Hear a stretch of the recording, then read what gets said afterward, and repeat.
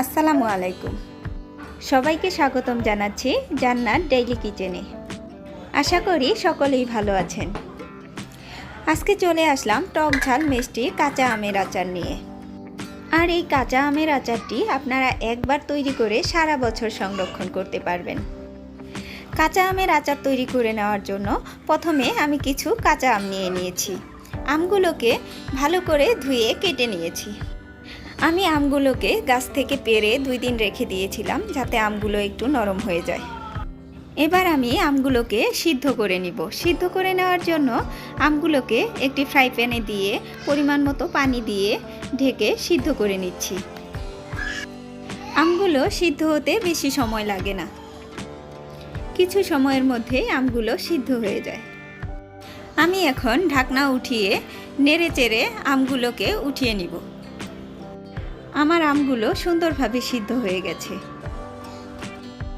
আচার বানানোর জন্য আপনারা সব সময় চেষ্টা করবেন যেই আমটার আঠি শক্ত হয়ে গেছে সেই আমটি দিয়ে আচার বানানোর জন্য, তাহলে আচারটি বেশি ভালো হয়।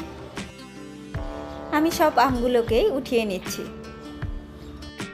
এখন আমি আচারের জন্য মশলা তৈরি করে নেব। মশলার মধ্যে আমি নিয়েছি 1 চা চামচ জিরে, 1 চা চামচ ধনিয়া, 1 চা চামচ মৌরি, 1 চা চামচ পাঁচফোড়ন আর 4টা শুকনা মরিচ। এগুলোকে একটু ভালোভাবে ভেজে গুঁড়ো করে নিব। এই মশলাগুলোর কারণেই আচারের স্বাদ অনেকটা বেড়ে যায়। আমার মশলাগুলো ভেজে নেওয়া হয়ে গেছে।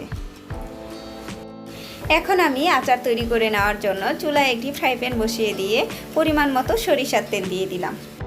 এখন এর মধ্যে দিয়ে দিব 1 চামচ পাঁচফোড়ন, 5টি শুকনা মরিচ, 2টি তেজপাতা, 2টি এলাচ ও 2টি দারচিনি। এগুলো দিয়ে ভালোভাবে একটু নেড়ে চেড়ে দিব মশলার ফ্লেভার আসা পর্যন্ত। মশলাগুলোর ফ্লেভার বের হয়েছে। এখন এর মধ্যে সিদ্ধ করে রাখা আমগুলো দিয়ে দিব।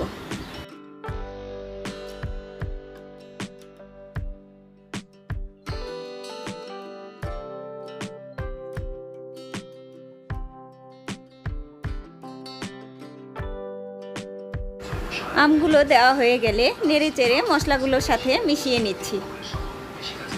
এখন এর মধ্যে পরিমাণ মতো লবণ দিয়ে দিচ্ছি। এখন ভালোভাবে নেড়ে চেড়ে আমগুলোকে গলিয়ে নিচ্ছি।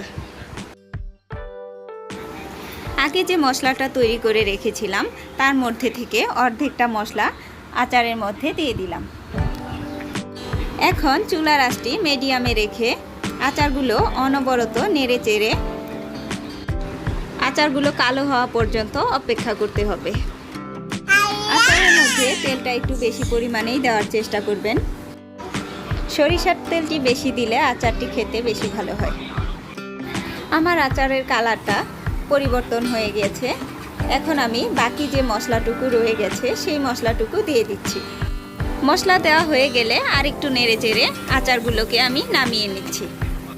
মশলাটা অবশ্যই দেওয়ার চেষ্টা করবেন, এই মশলার কারণেই আচারটা এত বেশি টেস্টি হয়।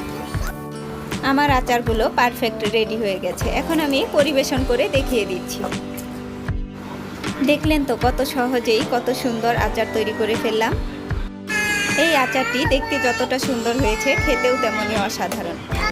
আর এই আচারগুলো আপনারা ফ্রিজে নরমালি রেখে সারা বছর সংরক্ষণ করে খেতে পারবেন।